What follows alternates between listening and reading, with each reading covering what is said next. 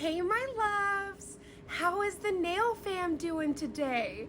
Now, we are on week 3 of the Halloween Spotlight Challenge, and this theme was chosen by Miss Lisa from Daynaagustnails. In the description box below, you are going to get the Spotlight Babe, which is Lisa's, Instagram and her YouTube. So please run over, make sure you follow and you put those bells on so you don't miss any of her or any of the other challenge artist posts. All of the links will be provided. So, I am so excited to do Lisa's Spotlight. I swear, the moment I began talking to Lisa, it was like, have I known you my whole life? And also, how have we never met before? Like, one thing I can say is I am so honored to be a part of this challenge and this Spotlight collab, because these women have quickly become my family. And Lisa, I was astounded as we were speaking. Like, it was like, we have this in common and we have this in common. Can we take a moment to look at the queen? Do you see that smile? Y'all, when you see, like, it's like, you can see someone smile and you just know them. And her soul like radiates through that smile. She is literally sunshine embodied. And her heart is matched by a talent unlike anyone. Like, I am constantly blown away. Do you see all of this? Like, her work is on a complete another level. Like, I honestly, her hand-painted creations, I'm just about to show you. It is breathtaking. So please, if you guys are not following Lisa, run over and like follow her right now. I'll give you a moment. Okay, thank you for doing so. I actually, because I just started geeking out about her, I didn't get to go into some of the nails I selected. I selected her American Horror Story. Later on in the video, there is her Nightmare Before Christmas. Everything she puts her hands on is magic. And I am just honored to know such a pure soul, let alone such a talented queen. She has a voice of an angel, and I don't just mean her speaking voice, y'all. She can sing for days. Look at this, like the artistry. I make a joke with her. I go, Bob Ross who? I'm all about Lisa. Her hand paint game is strong. So I am so happy to showcase her today for this spotlight, because she deserves it. Honestly, I think she's going to be, you're going to just see those numbers keep going higher and higher because her skill is insane. So please go over and follow her and give her lots of love. So for her theme, she chose Goosebumps, which was a very large part of my childhood. I just wanted to take the time to show you a few of the book covers, which are so epic. And I remember going to the book fairs and getting all of the Scholastics. They had like a Scholastic flyer that had all of the R.L. Stine books, and I would go insane for all the Goosebump love. So the fact that in my adult years, I'm able to do a set inspired by my little 90s heart was just like beaten out of my chest. So I first start off with this mermaid D&D polish, where I am absolutely obsessed with this. It shifts like a purple blue. It is so dynamic, and it's called Powdered Pink. I love her. She is so pretty. So the book, and technically the episode that inspired this, was based on the books from R.L. Stine, the Goosebump episode, The Haunted Mask. Now, this episode, oh my gosh. So as soon as I found out that Goosebumps was the challenge, I went back and started watching old Goosebumps. And there was a huge amount that I was surprised that I actually remembered. But when I watched The Haunted Mask, I found myself shook. I can't believe I watched this as a child and just was like unbothered, because there were some elements of this episode that creeped me as an adult out, okay?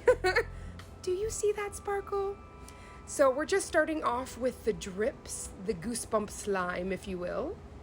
So as I'm doing the slime, I'm just going to continue on with the story from The Haunted Mask. So The Haunted Mask starts with a young woman named Carly Beth. Now, Carly Beth is all things a scaredy cat. And honestly, at that age, is there anything wrong with being scared?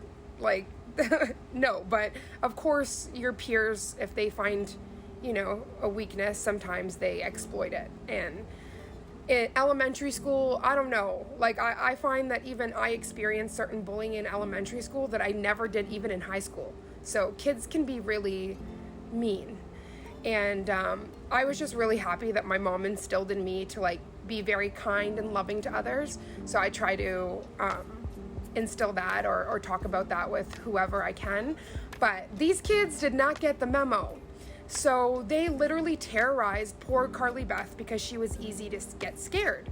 So she decided, instead of going for a cute Halloween costume, she wanted to wear something that would scare the crap out of her enemies or the boys that were scaring her, which I thought was horrible that they were terrorizing her. But she ends up going to this novelty shop that makes masks. And there's this hella creepy shop owner. And he's basically saying that the masks she's looking at, she's not allowed to have them, kind of thing. And he's being like super, how do you say, mysterious about why she can't. So she literally throws the money at him, grabs the mask, and runs. And he literally looks at her and locks the shop door and is like, okay, boo-boo, you do you, but you're not returning that mask. So that was like a huge foreshadowing that's like, it's about to go left. So she ends up putting the mask on, and it's really creepy, really lifelike. And after taking it off, she thinks about it and she decides, like, for sure, I'm gonna wear this. I can't wait to freak people out. Essentially, she was just done being messed with, and she wanted those tables to be turned. So her mom was in an art class and actually made like a plaster of Carly Beth's face. And Carly Beth was going off like, wow, that looks so realistic. That looks so creepy. But this is where my heart sank. I was like, this is really creepy. And I don't know how I watched this as a kid. So she puts this like freaky mask on with these gross teeth and like gnarly skin. And instantly, like, she doesn't look like a little kid anymore. She looks like the scariest ghoul you've ever seen. So she gets the end of a broom handle, puts the plaster of her face on the end of a broom handle and like a scarf so it can look like blood. And she's literally running outside like, I killed Carly Beth. I'm just like, oh my God. Imagine seeing a child in a mask holding like their own head on a stick. Yeah. R.L. Stine, you know how to get the creep on. So she goes around scaring people and everything, but what she doesn't realize is she's taken off and put the mask on 3 times. And at this point, as the night continues, like the Halloween night, it begins to transform. Her voice is changing. And eventually, when she does want to take it off, after the joke has gone too far, she realizes there's no seam. There is absolutely no seam to the mask. It is attached. She always remembered what the shop owner said, that it had to be a symbol of love to allow her to get the mask off. So while being terrorized by like 6 other haunted masks, she throws it up in the air, and it's the plaster of her head. And literally it causes them to all leave, and she's able to take the mask off. And it's like, that was the symbol of love. Her mom made that for her. So I was so touched by the story, but there were so many elements that creeped me the heck out, including there was a scene in which she actually is in a graveyard and she buries her own head, because it begins to almost like morph and begins moving. So it's almost like the elements of her are going into this plaster's head of hers, and this haunted mask is taking her over. So this is only one of many R.L. Stine stories, and I just love how it's like the kid version of the Twilight Zone or Outer Limits, you know? It's a very spooky, and definitely for this Halloween spooky season, if you have Netflix, go on there. They have both the Goosebumps movies and the season 1 of Goosebumps show. I was also going through YouTube, and I was able to find a few other episodes on there, and my little 90s baby heart was just beaten. It was so amazing and nostalgic to go back and watch some of these episodes. So I really hope that you enjoy watching me create this spooky goosebump look inspired by the haunted mask. And I just wanted to say thank you so much for tuning in every Saturday, watching the Halloween creations, and also going over to all of the other spotlight babes and challenge artists and giving them love. This is really showing how beautiful our community is, and it's proving that like this is what support truly looks like. You know, we're not just saying we're supporting one another, we truly are. So thank you for being a part of this love movement, and I can't wait to see you in the next one. For those of you that did not see Fear Street inspired set that I created, please go check those out, because that is also R.L. Stine. How you doing? Turning these books into art. Well, they already were art. So I'm just going in with my foil glue, and look at these adorable foils that I cut out. So these, honestly, they embodied the haunted mask. There was even a scene with a kid wearing that adorable like sheet to be a little ghost. Like, it just either reminds me of Beetlejuice or the haunted mask. Very 90s realness.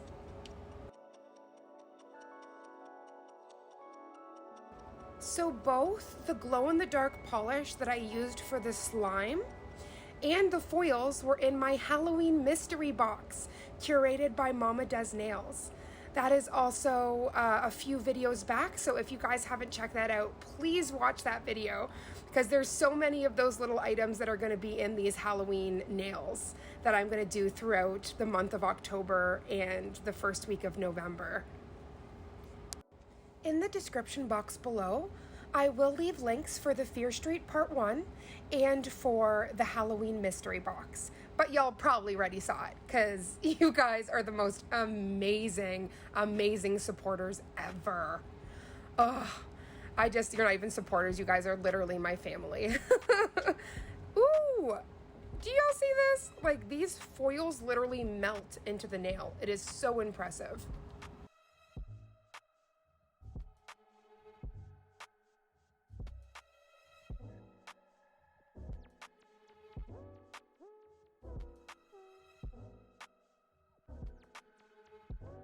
Please stick around to the end of this video for a special glow-in-the-dark surprise.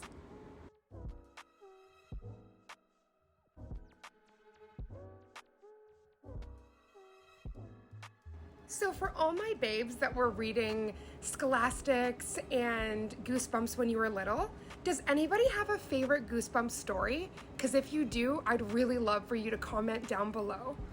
My favorites were Stay Out of the Basement, Monster Blood, The Haunted Mask, Welcome to Horrorland, and last but not least, Welcome to Camp Nightmare. I remember when I was in elementary school, I went to Camp Kuchaching, and I remember being terrified looking out for like this secret bunk. I swear, I just took all these TV shows way too seriously as a child, but I lived in these realms. I ate, slept, and breathed all things magical or spooky.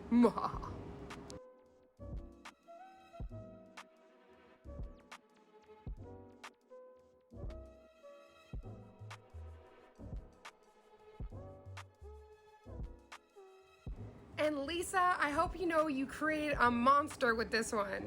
This is definitely not my only Goosebumps set. I am going to be doing so many more. I really hope that you enjoy my first Goosebumps set, and I hope you enjoyed it as much as I did creating it, because I had so much fun with this set.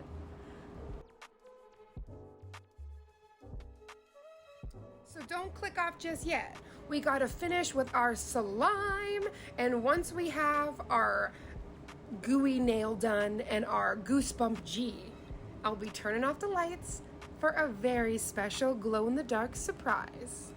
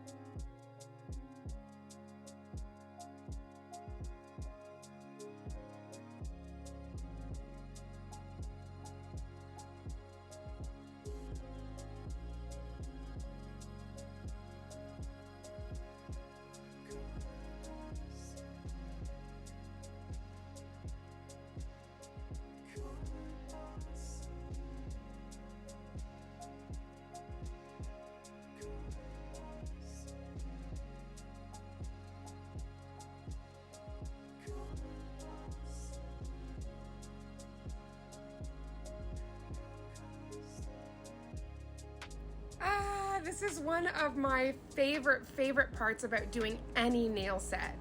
It's the glossy top coat moment. Now, I already top coated the ghost nails, and I believe the pumpkin. So I'm just quickly going in and doing the nails that I haven't. Oh, the way that that powdered pink shines through, it is so gorgeous.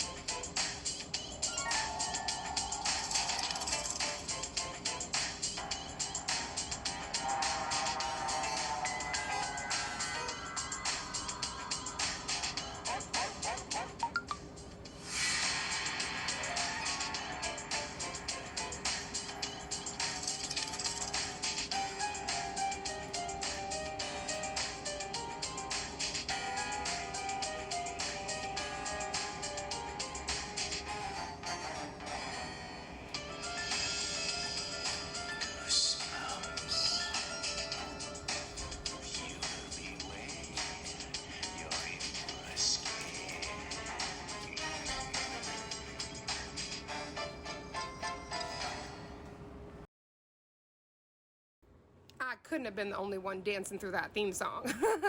Feeling so nostalgic right now.